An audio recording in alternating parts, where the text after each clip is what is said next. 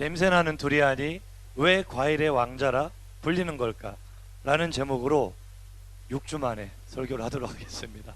저는 6주 동안 영상 설교 여러분 재밌게 잘 봤죠? 목사님 너무나 행복한 시간들이었어. 토요일 저녁이 있는 삶을 살았어요. 월드컵도 보고. 근데 참 지금 몸이 적응이 잘 안 되고 있어요. 오랜만에 준비를 하니까. 자, 하지만 또 오랜만에 설교를 하지만 오늘 은혜 받을 줄로 믿습니다. 자, 여러분 두리안 알아요? 두리안 먹어본 적 있다 손. 좀 되네요. 두리안. 자, 지금 화면으로만 본 친구들이 있는데, 자, 두리안이라는 열대 과일이 있습니다. 그림 한번 보여주세요. 이렇게 생겼거든요. 자, 이걸 사람들은 흔히 평가하기를 천국의 맛과 지옥의 냄새를 가진 과일이다, 이렇게 평가를 합니다. 왜냐하면 목사님은 단기 선교 갔을 때 처음 먹어봤는데, 조금 과장을 보태자면 이거 과일을 딱 자르는 순간 10m 밖에서도 냄새가 나. 과장을 좀 하죠. 10m 밖에서도. 어떤 냄새가 나느냐, 마치 음식물 쓰레기가 썩는 것 같은 어마어마한 악취가. 이게 무슨 과일에서 이런 냄새가 날 수 있어.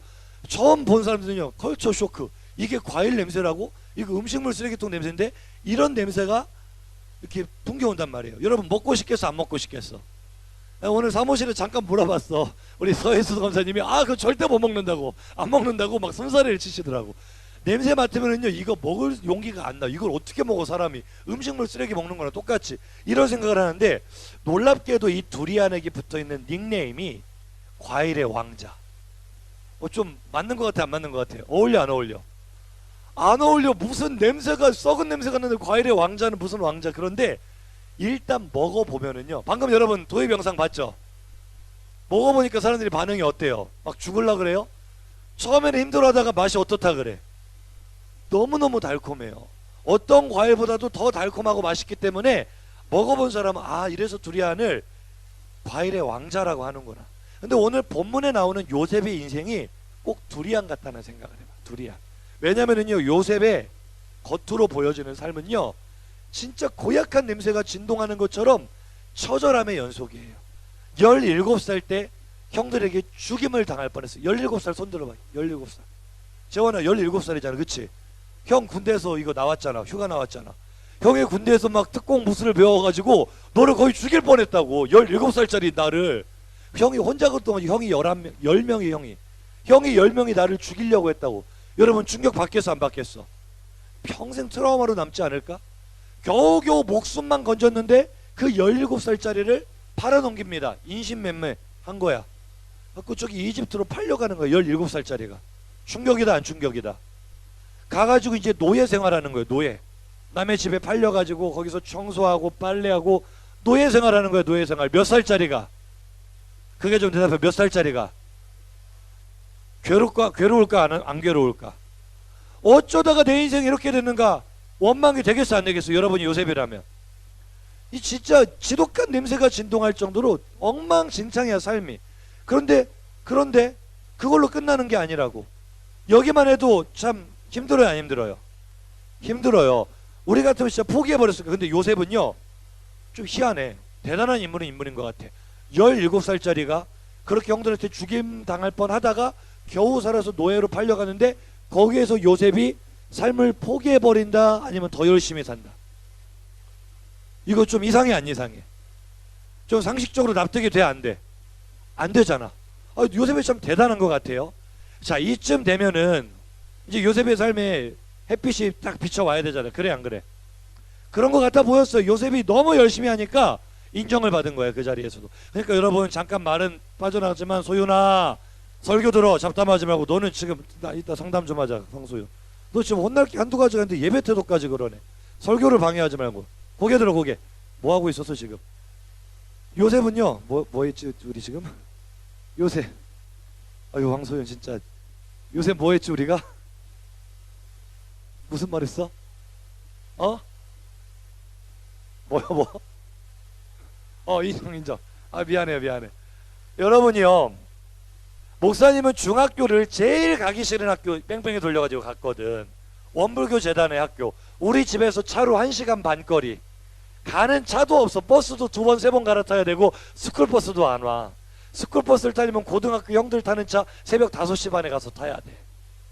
그러니까 여러분 중에도 지금 그렇게 힘든 학교 생활하는 친구들 분명히 있을 거야. 내가 원하지 않은 학교를 갔고 학교 생활이 너무나 힘들고 선생님도 마음에 안 들고 친구들도 싫고 확 자퇴해버릴까 이런 친구도 있을 수가 있어요. 그런데 우리 요셉처럼요, 한번 따라해보자 얘들아. 어떤 환경에 있든지 최선을 다하면 상황은 반전된다. 노예로 팔려갔는데 거기서도 자기에게 주어진 일을 최선을 다하니까 하나님은 작은 일에 충성할 때 큰 일을 맡기시잖아요. 믿어지면 아멘 좀 해도 괜찮아 얘들아. 그 노예가 가정 총무의 자리까지 올라가는 거야. 이쯤 되면은 일반적인 이 성공 스토리 딱 그 분위기가 나오잖아. 그치? 좀 어둠이 있었지만 아픔이 있었지만 이제 좀 잘 풀리려나 보다. 근데 보세요, 여기에서 또 한 번 굴러떨어지잖아요 요셉이. 무슨 일이 벌어지지? 보디발의 아내가 같이 동침하자고 이렇게 하다가 그 신앙 양심을 지키려고 요셉이 거부한 거잖아.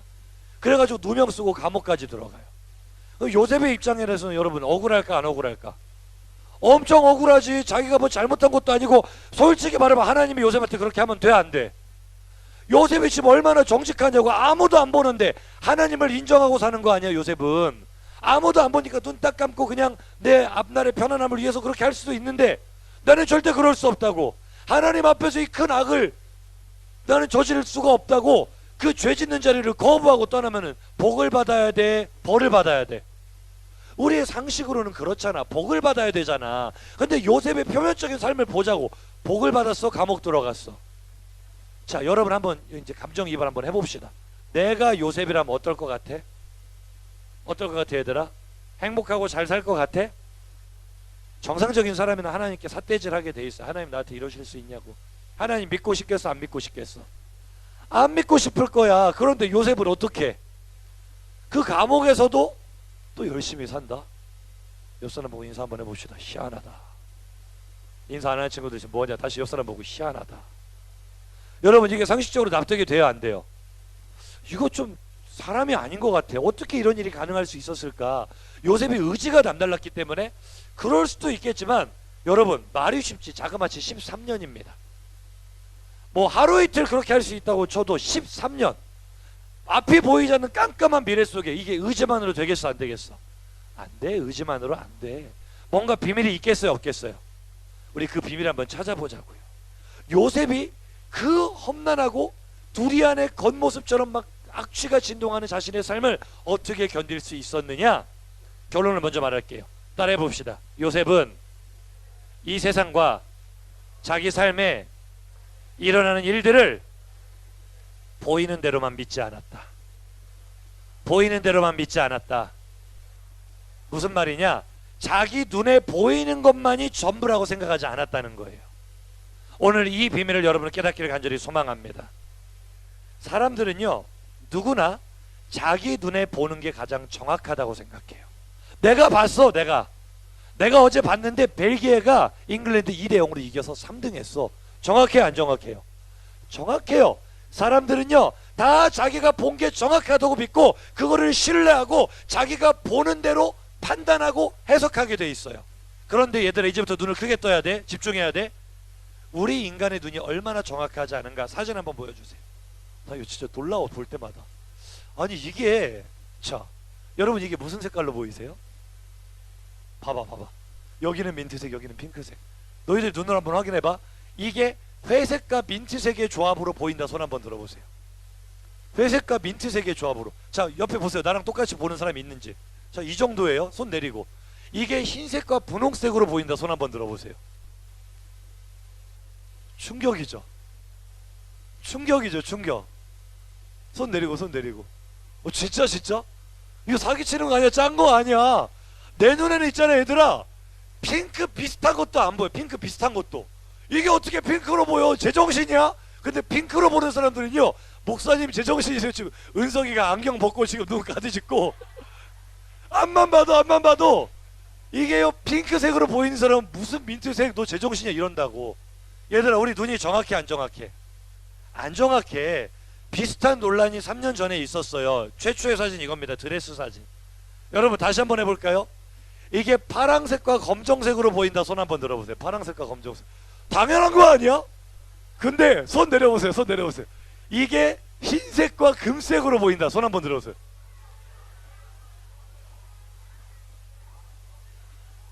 손 내려, 손 내려. 자, 그만 놀라고. 얘들아, 설교하자, 설교하자.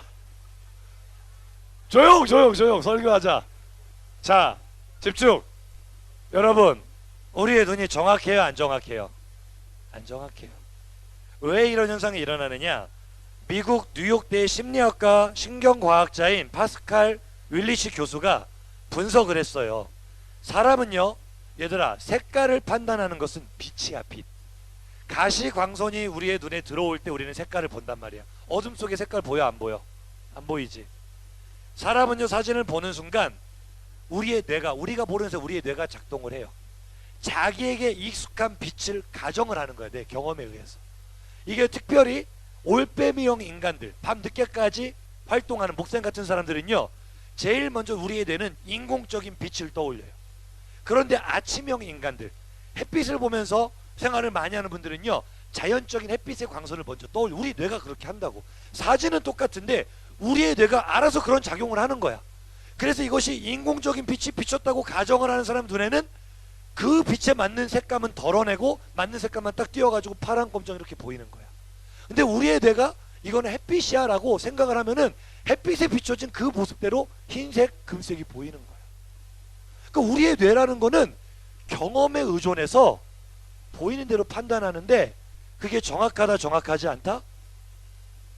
이거 놀라운 거예요, 얘들아. 옆 사람에게 인사합시다. 네 눈에 보이는 게 다가 아니야. 여러분, 너무 우리의 눈을요 신뢰하지 마세요. 여러분의 경험에 의한 판단을 너무 신뢰하지 말라고요. 생각해 보세요. 야, 17살에 노예로 팔려갔어? 끝난 거지. 뭐가 되겠어? 그 사람이 17살에 학교 다녀야 될 나이에 노예로 팔려가는데 그 사람이 뭐가 되겠어? 끝났어, 끝났어. 집중하고 들어, 얘들아. 고3인데 수능이 얼마 안 남았는데 지금도 내신이 6등급이라고? 대학 못 가. 뭐 할 건데? 그만둬, 그만둬. 지금부터 차라리 공장 가서 일이나 해. 이게요, 우리의 표면적인 시각이에요, 시각. 우리가 익숙하게 아는데, 야, 너 돈도 없고 백도 없어? 너 그럼 대한민국에서 성공 못해. 기껏 해봐야 밥이나 벌어먹고 살지 말지. 너는 그냥 루저야, 루저. 이게 뭔지 아세요, 여러분? 우리의 눈에 보이는 대로만 판단하고 생각하고 해석을 하는 거야. 이거를 우리는 표면적인 역사라고 합니다. 표면적으로 나의 외모를 보고요, 나의 실력을 보고요, 나의 환경을 보면은요, 얘들 한번 생각해 보라고. 답답할 때가 많다, 안 많다? 너무 많아. 답답해. 내 미래가 보이질 않아. 나는 어떻게 살아야 될지, 무엇을 하고 살아야 될지, 나는 정말 잘 될 수 있을지. 실력이 있으면 있는 대로, 없으면 없는 대로. 능력이 있으면 있는 대로, 없으면 없는. 사람은요, 누구나 다 두려워하고 불안해하면서 살아요. 표면적 역사만을 바라보니까, 뻔하다고 생각하니까. 그런 사람들이 누군지 아세요? 오늘 본문에 나오는 요셉의 형들이에요. 요셉의 형들이 어떻습니까? 아버지 야곱이 죽자마자, 오늘 본문에 나온 이야기야. 고개 들고 잘 들어, 얘들아. 죽자마자 형들에게 새삼스럽게 공포가 밀려오기 시작해요. 두려움이 밀려오기 시작해요. 왜? 자기들이 요셉한테 한 짓이 있으니까. 17살밖에 안 된 어린 동생을 죽이려고 했으니까. 그 동생을 애굽의 종으로 팔아넘겼으니까. 지금까지는 요셉이 아버지 때문에 우리를 봐주고 있었지만 이제 아버지 돌아가셨으니 우리는 다 죽었다. 이런 해석이 왜 나오죠? 표면적으로 인생을 바라보니까, 표면적으로 세상을 바라보니까 자기 수준에서 해석을 하는 거야. 그래서 요셉에게 돌아가신 아버지 팔아먹어서 지금 쇼 붙이는 거잖아. 아버지가 그랬는데 진짜로 그랬는지 안 그랬는지도 몰라. 안 그랬을걸? 왜? 요셉은 이미 오래전에 용서했는데 뭘 또 죽으면서 또 한번 용서해라 그런 말을 했겠어. 형들이 지어낸 말이겠지. 아버지가 돌아가시기 전에 우리에게 명령하셨는데, 요셉 너한테 명령하셨는데, 제발 네 형들 너한테 잘못한 거 다 아는데 너 형들한테 복수하면 안 된다. 형들 용서해라. 아버지가 그렇게 우리에게 말씀하셨으니까 제발 우리를 살려달라고 전전긍긍하면서 애걸복걸 하는 거야, 요셉에게. 그런데 요셉이 그 말을 듣고 어떤 반응을 보입니까? 창세기 50장 17절 하반절 한번 읽어봅시다. 시작. 요셉이 그들이 그에게 하는 말을 들을 때 울었더라. 할렐루야. 여러분, 요셉이 울었다는 표현이 성경에 많이 나오지 않아요. 형들이 자기를, 애굽의 국무총리가 된 자기를 알아보지 못하고 자기들끼리 자기 나라 말로 수군거리면서 요셉을 팔아넘긴 걸 후회하고 뉘우칠 때 그때 한번 울어요, 요셉이. 형들이 뉘우치는 모습을 보면서. 또 자기의 유일한 피부친 막내 동생 베냐민 자기가 봤을 때 감정이 복받쳐서 그때 한번 울어요. 그 외에는 요셉이 울은 적이 없어요. 애굽에서 노예 생활하고 그 힘들 때 울었다는 표현이 없어요. 억울하게 감옥에 갇혔을 때 서러워서 울었더라, 그런 표현 잘 없어요. 그런 요셉이 지금 오늘 왜 울고 있습니까? 표면적인 역사, 아직도 여전히 표면적인 역사밖에 보지 못하는 형들의 모습이 너무나 안타까워서 눈물이 나는 거야. 나한테 지금 생명을 또 구걸하고 있는 형들이 너무나 안타까워서. 요셉은 지금 형들을 해칠 마음이 있다 없다? 1도 없어. 1도. 요즘 에이핑크가 노래 냈잖아. 1도 없어. 어제 블랙핑크가 1등 했더라. 에이핑크가 1등 해. 말이 좀 샜어요. 미안해. 요셉은 지금 형들을 해야 할 마음이 있어 없어? 1도 없다니까 진짜로. 그런데 형들이 볼 때는 표면적 역사를 보는 사람들이 뭐예요? 뻔한 거야. 내가 누군가 나한테 잘못을 하면은 갚아줘야만 직성이 풀리는 거야. 표면적 역사만 보고 사니까 눈에 보이는 게 전부이기 때문에 당하고는 못 살아, 이런 마음이 있는 거야. 그러니 나도 누군가에게 해를 끼쳤으면 늘 그 보복당할지 모른다는 두려움에 떨고 있는 게 표면적인 역사만 보고 살아가는 사람들의 모습인데, 그 모습이 요셉이 볼 때 너무나 안타까웠다는 거지. 요셉은 왜 형들에게 보복할 마음이 없었습니까? 이미 오래전에 요셉은 형들을 용서했어요. 국무총리가 된 다음에 용서한 게 아니에요. 그 숱한 어려움들, 노예생활, 감옥생활 하면서 요셉은 이미 형들을 용서한 줄로 믿습니다. 왜냐하면 오늘 요셉이 하는 말 속에 그게 다 담겨져 있거든. 형들에게 하는 말이에요. 창세기 50장 19절 마이크 좀 더 올려주세요. 자, 시작.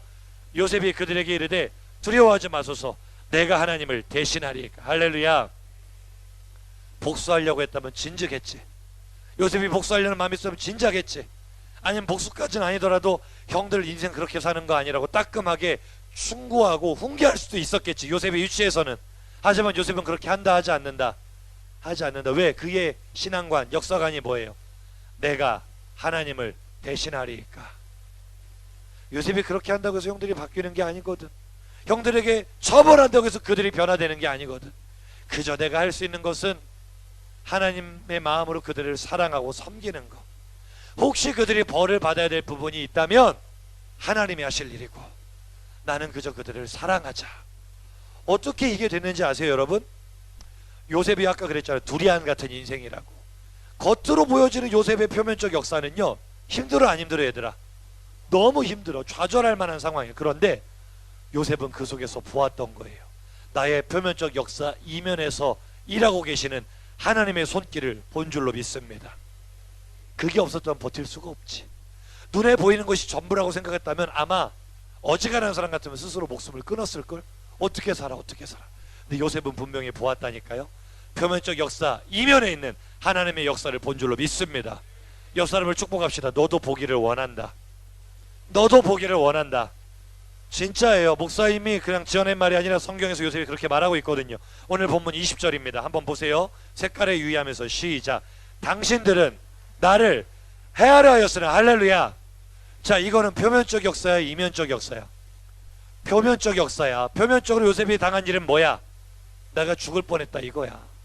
내가 종으로 팔려갔다 이거야. 그런데 계속 읽으세요. 하나님은 시작. 하나님은 그것을 선으로 바꾸사. 표면적 역사는 너무나 힘든데 하나님이 쉬고 계셨어, 일하고 계셨어. 하나님이 요셉을 외면하셨어, 보고 계셨어. 지금 여러분도 보고 계신 줄로 믿습니다. 지금 여러분의 삶에서도 하나님이 일하고 계신 줄로 믿습니다. 옆 사람에게 인사합시다. 하나님이 죽고 안 계시냐? 옆 사람이 힘들어하는 친구에게 너 왜 이렇게 지쳐있니? 물어보세요. 너 왜 이렇게 지쳐있어? 힘을 내라. 하나님 살아계신다. 목사님 목이 너무 아프다. 너희들 좀 크게 했으면 좋겠다. 다시 한번 옆 사람에게 힘을 내자. 하나님이 일하고 계신다. 표면적 역사는 하나님이 나를 버린 것 같아요. 하나님, 나 17살이에요. 나 무슨 잘못했어요? 왜 형들이 나를 죽이려 하냐? 말씀 계속 띄워놓으세요. 왜 형들이 나를 죽이려고 하죠? 왜 나를 애굽의 종으로 팔아 넘기죠? 하나님 왜 그러세요 저한테? 하나님 저 너무 힘들어요. 표면적 역사, 표면적 역사. 근데 그게 다가 아니라니까. 승현아 눈 뜨고. 그게 다가 아니라니까. 하나님이 일하고 계셨어요. 그 상황까지도 선으로 바꾸사. 결과가 뭡니까? 오늘과 같이 시작. 오늘과 같이 많은 백성의 생명을 구원하게 하시려 하셨나니. 할렐루야. 결과적으로 요셉이 애굽으로 팔려가지 않았더라면 애굽의 국무총리 됐을까 안 됐을까? 요셉이 애굽의 국무총리가 되지 않았더라면 7년 6년이 왔을 때 양식이 있었을까 없었을까? 다 죽어요. 다 죽어요.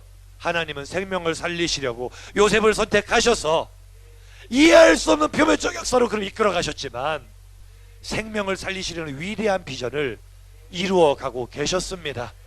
요셉이 살아가는 동안에는 그것이 보이지 않았어. 앞으로 일어날 미래의 일들이 보이지 않았어. 하나님이 도대체 나한테 왜 그러시는지 모든 것이 원망스럽고 고통스러웠어. 하지만 하나님의 이면적 역사는 여전히 살아서 꿈틀거리고 있었다는 거예요. 할렐루야. 요셉의 또 다른 고백입니다. 창세기 45장 5절 시작. 당신들이 나를 이곳에 팔았다고 해서, 여기는 표면적 역사예요, 이면적 역사예요?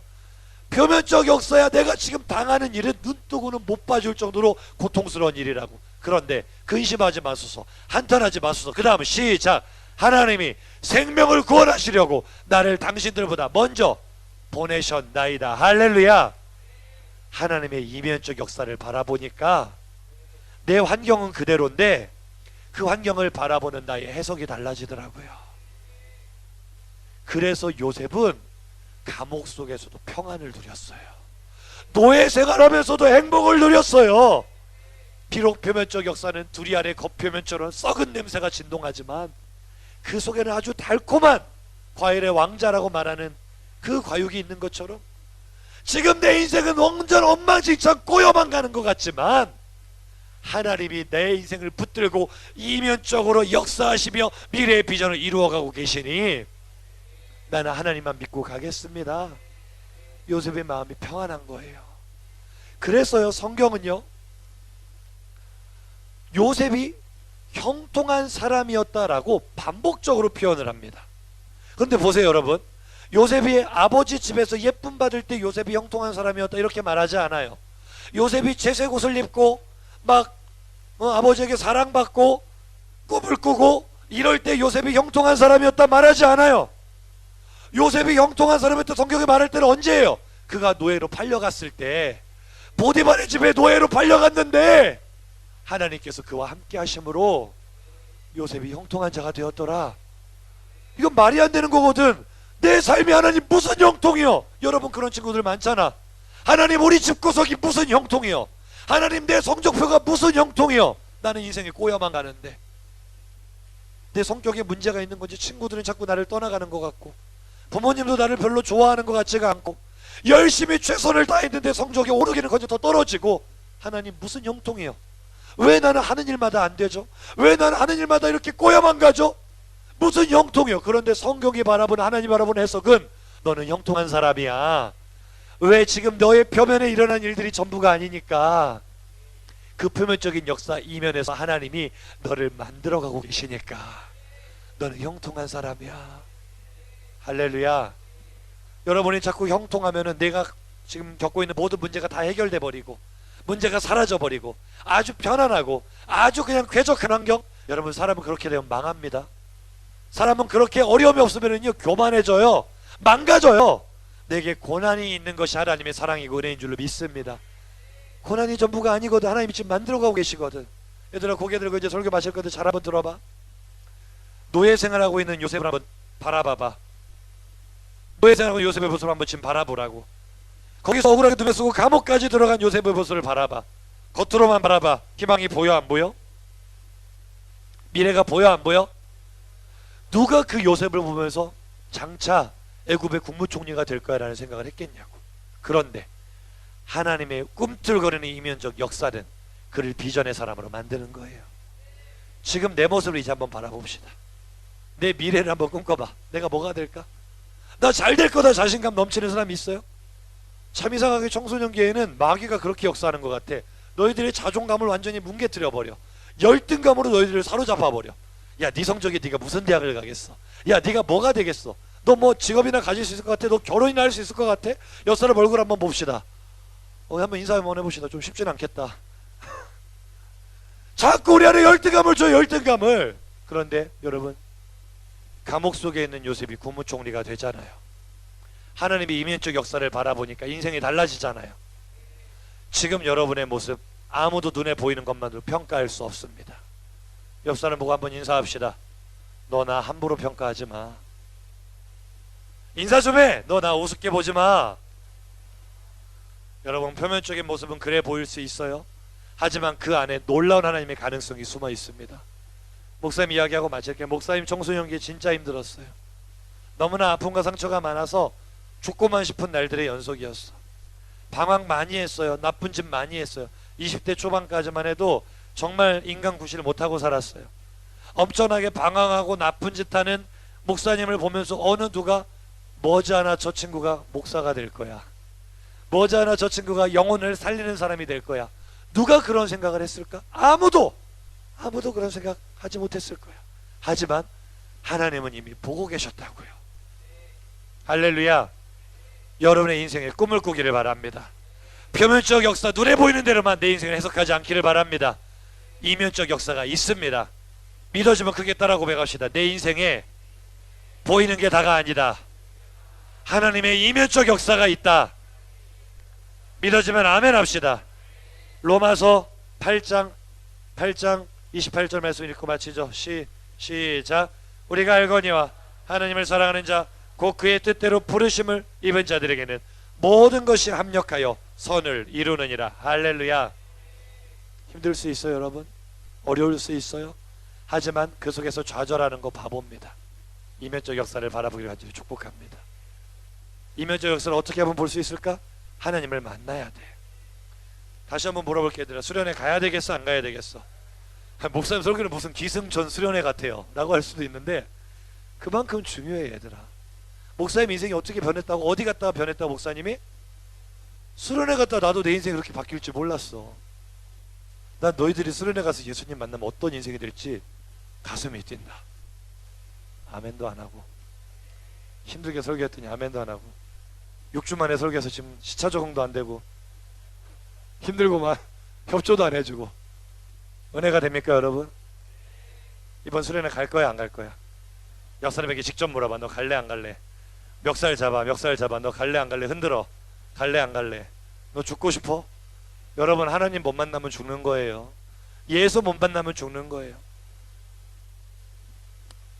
그리 아니하실지라도 약하게 딱 반죽 깔아봐.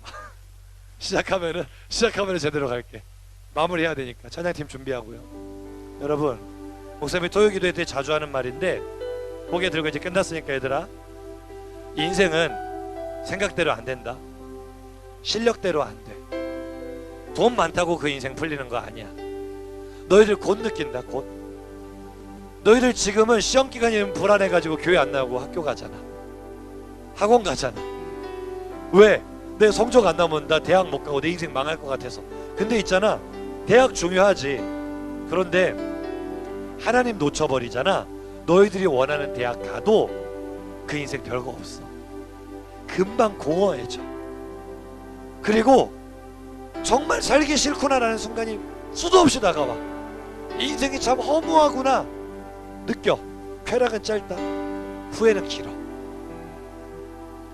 목사님 여러분, 도전하기를 원하는데요, 나는 예수 믿는 여러분이 세상의 가장 성공자라고 생각합니다.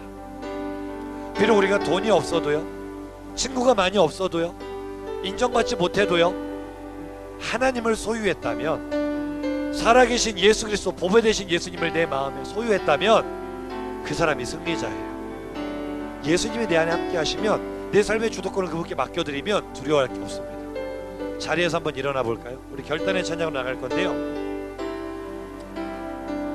여러분 도전합니다. 찬양팀 앞으로 나오시고,